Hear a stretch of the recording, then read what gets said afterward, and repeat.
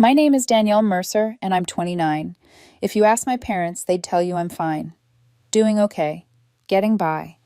The kind of vague description people use when they don't want to admit they don't really know your life anymore. But I remember every time they proved it. Every, we forgot to tell you. Every, it just didn't work out. Every trip I saw later in photos, smiling faces in places I'd never been, posted like I was never supposed to notice the empty space where I should have been. So when Dad stood up at my younger sister Ashley's 23rd birthday dinner, tapping his glass with a fork like he was about to deliver something grand, I didn't expect anything good. The table was crowded and loud. Drinks had been passed around so many times I'd stopped counting. Dad was 5 drinks in, maybe more, his cheeks flushed, his grin wide. Ashley sat beside her husband Josh, glowing in that way people glow when they're used to being celebrated. Dad cleared his throat and said, "We decided to go to Europe without you." I blinked. Without me? I waited for the punchline, for him to laugh and say he was joking, for someone to glance my way and realize how brutal that sounded. But Ashley cut in before I could even speak. "Good," she said, smiling like she'd just told the joke of the century. Everyone laughed. Not real laughter. That awkward, half-hearted kind where people aren't sure if it's safe, but they don't want to be the one who kills the mood. And honestly, I wasn't even angry. It was just familiar. Another reminder that I was always the odd one out, that no matter how many times I showed up, no matter how many birthdays I attended, no matter how many polite smiles I forced, I was still optional. My parents had taken 4 big trips over the past few years, and I'd never been invited.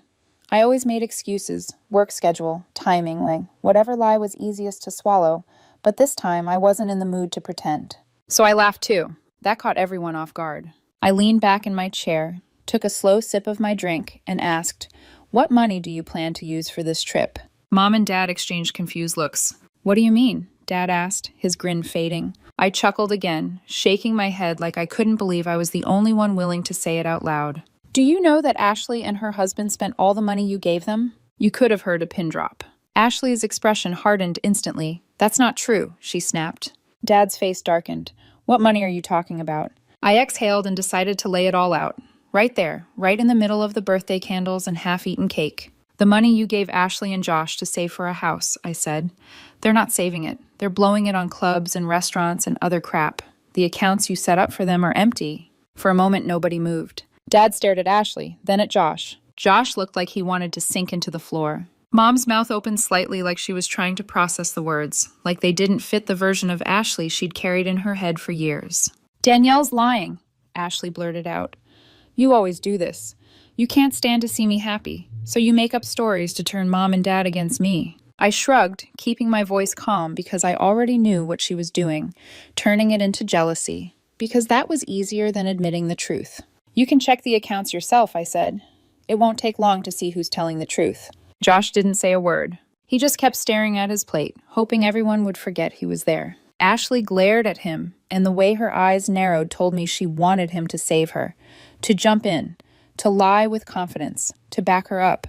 But he stayed silent, and that silence was louder than any confession. Just like that, the fight exploded. My parents started yelling at Ashley and Josh, demanding answers.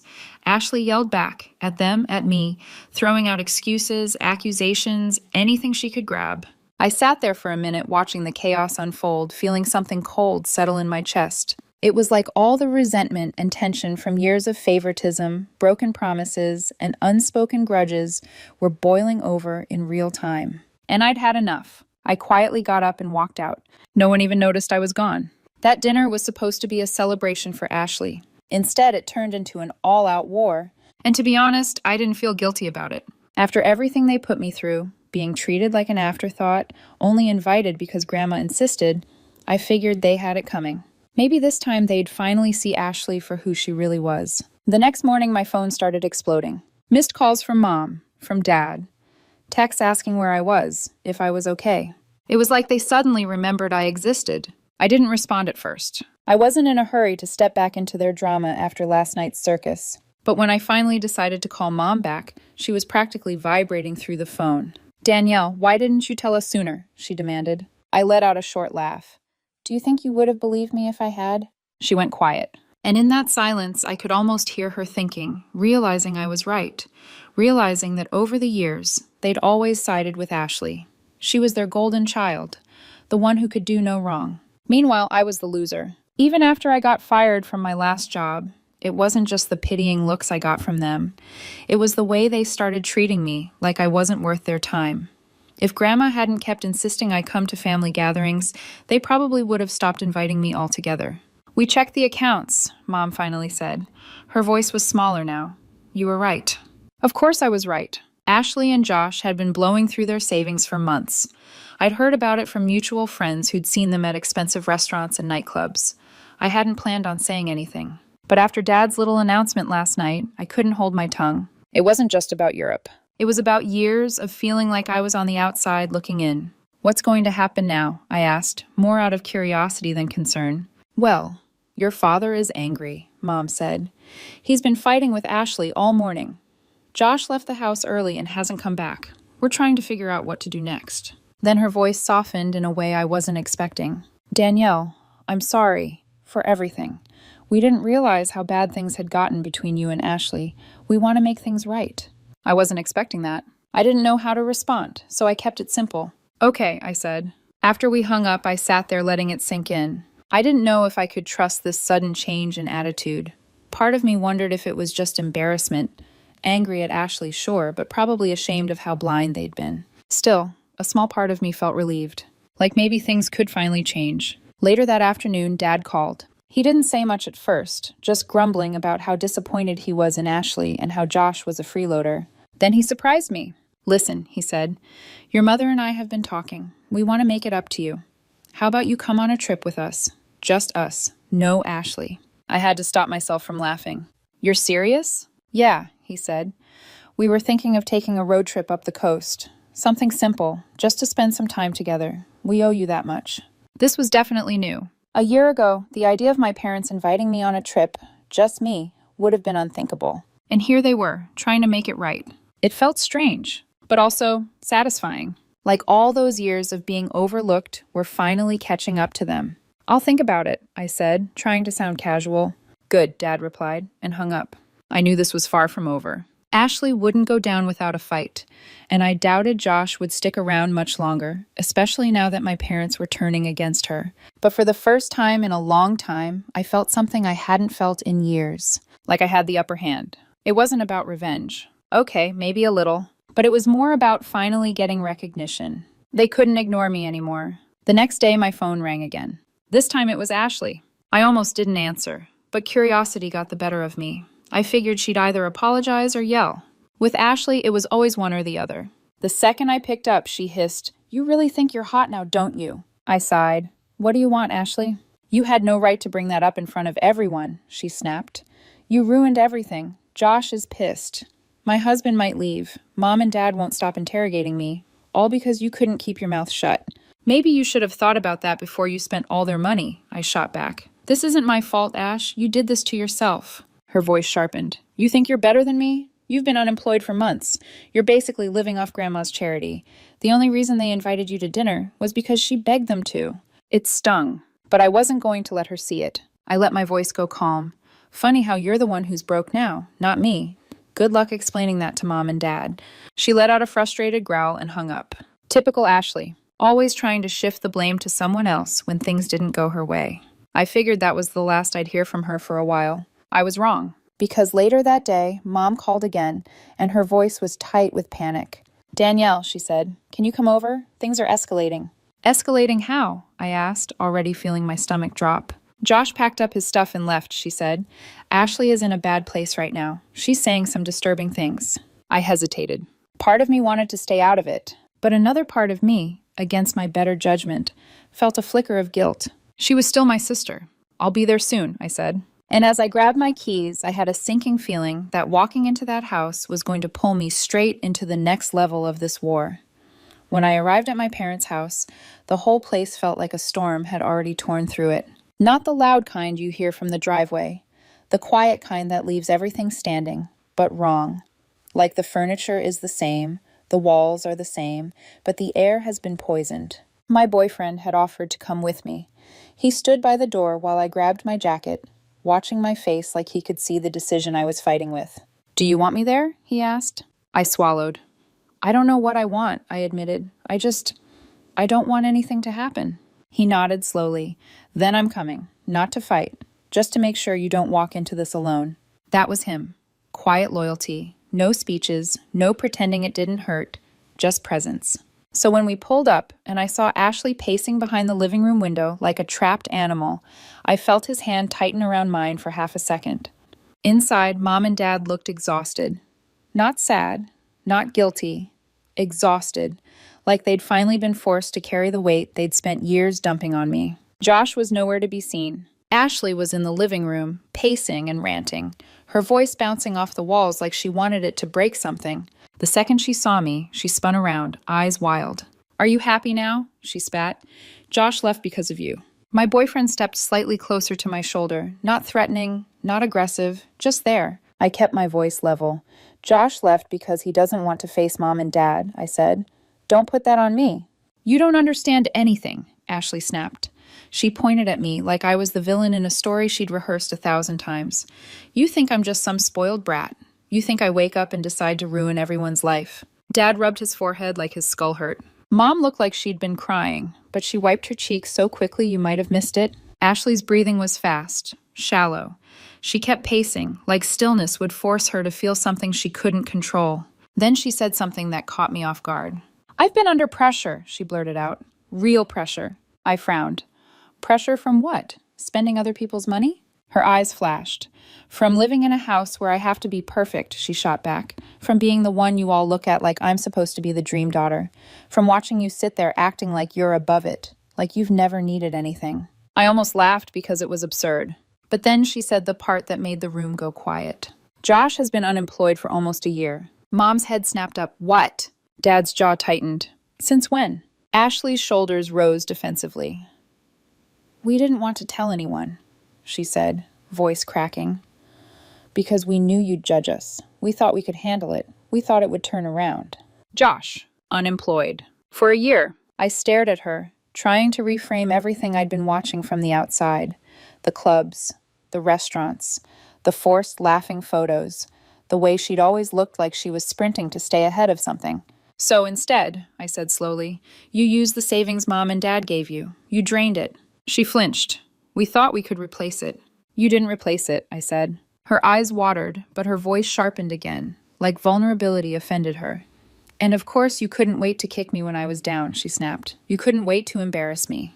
That's not what this was about, I said, shaking my head. I just wanted Mom and Dad to see the truth.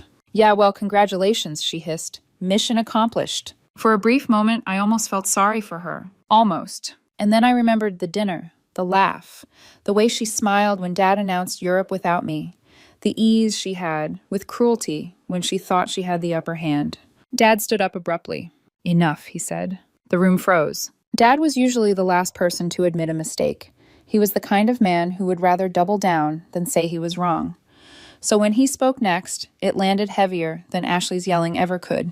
We've all made mistakes here, Dad said, voice tight. But this fighting isn't helping anyone. Ashley scoffed, but Dad kept going. Ashley, you have to take responsibility for your actions. He looked at her hard. Not just the money, the lying, the entitlement, the way you've treated people. Then his eyes shifted to me, and I felt something in my chest tighten. And Danielle, he said, you're not off the hook either. Ashley's mouth opened like she was thrilled to hear that. But Dad's next words were not what I expected. We should have been there for you when you lost your job, he said. We should have been there for you for a long time. We're a family, and we need to start acting like it. Silence. Real silence. Mom's lips trembled. My boyfriend's hand pressed lightly against my back, grounding me. I didn't know what to say. Part of me wanted to believe Dad. Part of me wanted to scream that it was too late, that you don't erase years of neglect with one sentence when the golden child finally gets caught. Still, it was a start. Ashley muttered, "Whatever," and stormed off toward her old bedroom, slamming the door hard enough to rattle the picture frames. Mom sank into the couch like her legs had finally given out. Dad sat back down slowly, staring at the floor like he was seeing something he'd refused to see for years. I stayed a little longer, because leaving felt like surrender, and because some small part of me needed to hear my parents say the words again. Out loud, without Ashley's noise filling every crack in the room. Mom wiped her face. "We didn't realize how unfair we've been," she whispered. Dad didn't argue. That alone felt surreal. When I finally stood to leave, Dad followed me to the door. "Hey," he said quietly. About that trip. We've been looking at some places. We really want you to come with us. I hesitated. My boyfriend stayed a step behind me, letting the moment be mine. I'll think about it, I said. Dad nodded, like he understood that was all he deserved right now. When we got back to my place, there was a text message waiting from Grandma. Proud of you, Danielle. You deserve better. It hit me harder than I expected. She had always been the only one in my corner, the only reason my parents kept inviting me to anything at all. And now, for the first time, it felt like the ground was shifting. Not healed, not fixed, but shifting. I didn't expect to hear from Grandma again so soon, but she called early the next morning. Her voice was calm, but there was a sharpness to it I hadn't heard in a long time. Danielle, she said, I thought you should know what happened with your sister last night. I sat up, dread sliding through me like cold water. What did she do? Grandma sighed. She came over late. She was drunk, angry. Angry at who? I asked, though I already knew. At me, Grandma said, for always supporting you. She said you turned your parents against her, and it was all my fault for coddling you. I wasn't surprised. Ashley always needed someone to blame when the mirror got too close. But then Grandma said the part that made my stomach drop. She tried to threaten me. I sat frozen. Threaten you how? Grandma's voice hardened. She said if I didn't make things right, she'd tell everyone I was losing it. She said she'd try to get control of my finances. She said she'd convince your parents I'm no longer fit to live alone. My mouth went dry. She said that to you? She did, Grandma replied, but she didn't expect me to fight back. I could hear Grandma's breath, steady and controlled. I could picture her standing in her own living room, unshaken, while Ashley tried to claw for power the only way she knew how. I told her I would not be blackmailed by my own granddaughter, Grandma said. I warned her I'd call the police if she didn't leave. Did she leave? I asked, a knot forming in my chest. Not at first, Grandma said. She tried to bluff, said I wouldn't dare. Then Grandma's voice sharpened like steel. But you know me, Danielle. I don't play games. I called the cops right in front of her. My heart pounded. And? That finally scared her off, Grandma said. She ran out like a coward.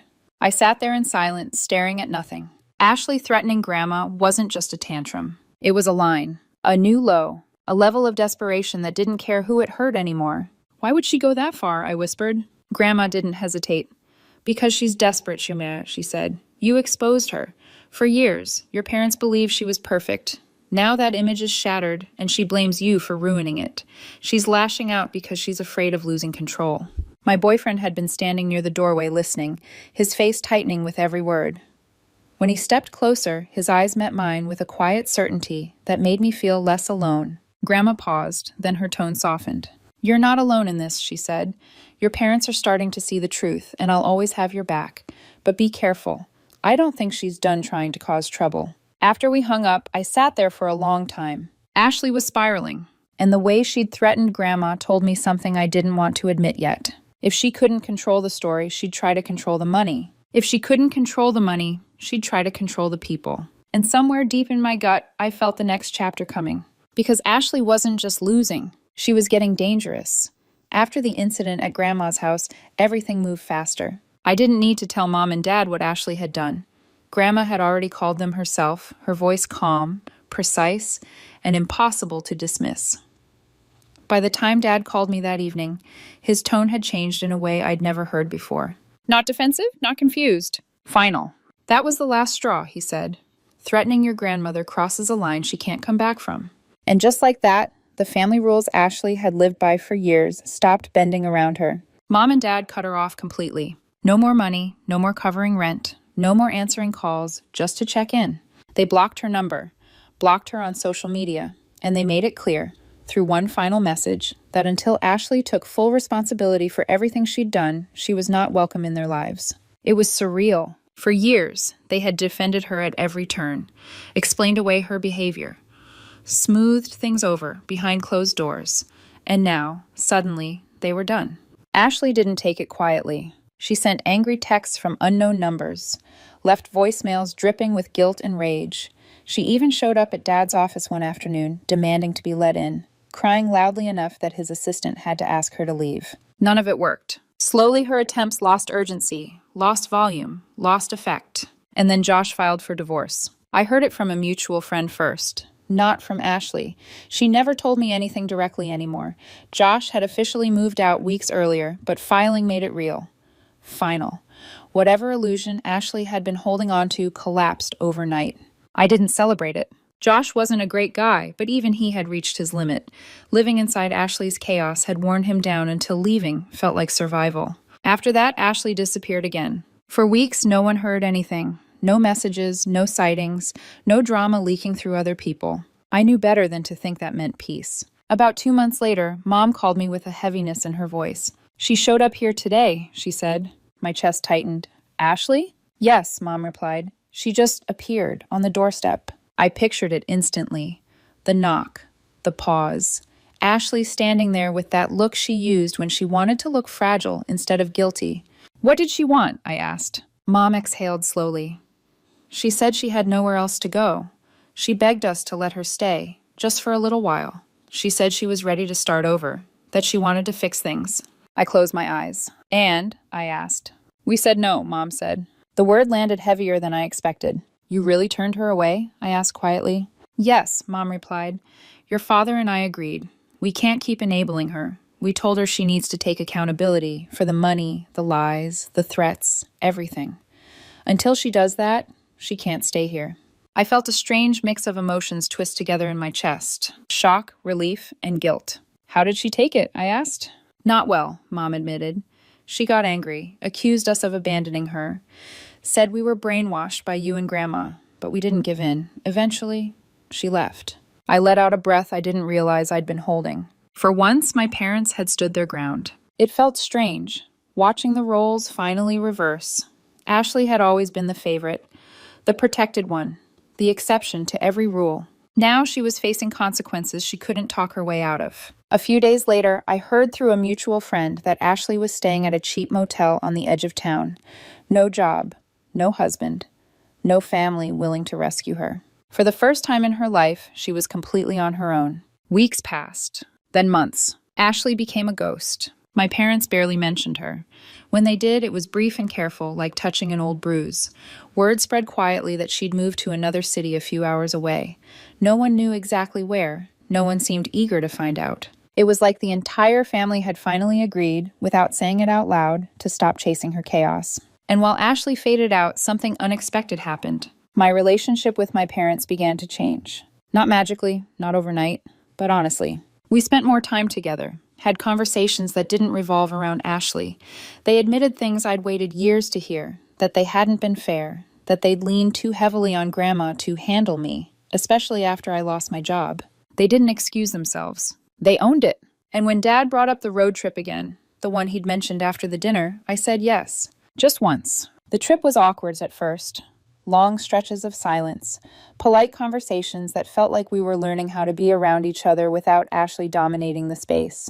But as the days passed, something softened. We laughed, shared stories, ate meals without tension hovering over the table. For the first time in a long time, I didn't feel like the extra child no one wanted around. I felt like I belonged. Ashley, meanwhile, tried a new tactic. After months of silence, I got a message from her. No threats, no insults. Just victimhood.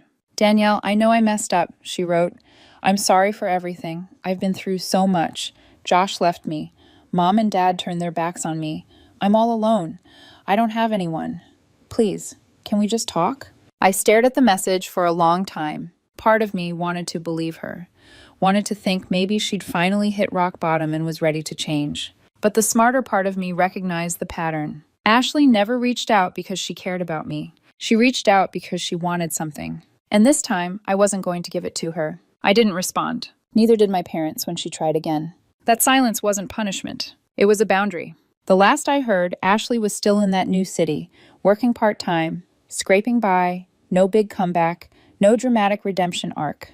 Just consequences. And strangely enough, I didn't feel angry anymore. I didn't feel pity either. I felt indifferent. She had made her choices. And for the first time, she was living with them.